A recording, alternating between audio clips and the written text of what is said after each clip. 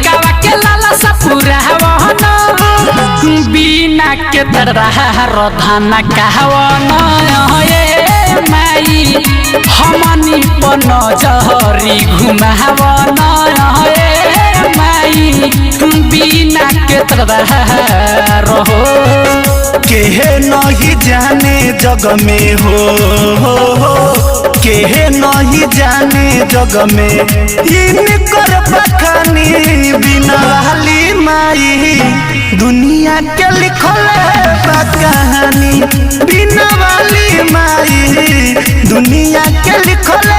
बा कहानी।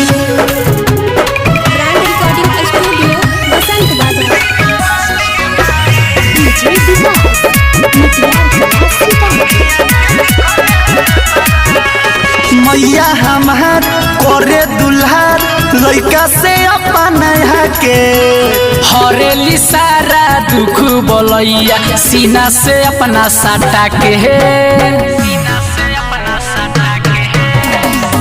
बेटावा के रोहे धड़कनवा में सबके मन में समाइल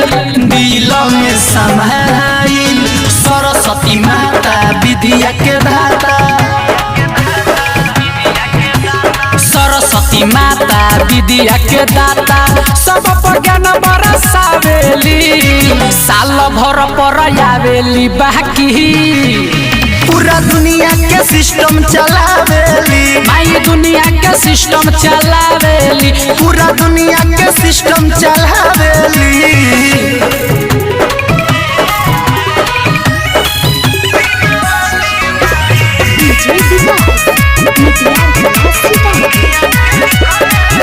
हाथ पुसा तकावा हाथ कलमिया हाथ में रखे बिना हो उजरे कमल पहयासन लगा के बैठे रोजिना हंस के करे सवारी हो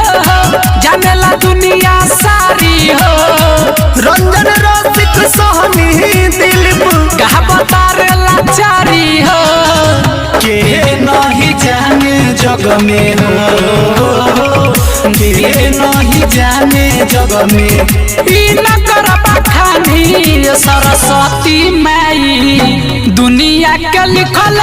बा कहानी हे सरस्वती माई दुनिया के लिखल बा कहानी। रिकॉर्डिंग स्टूडियो बसंत बाजार।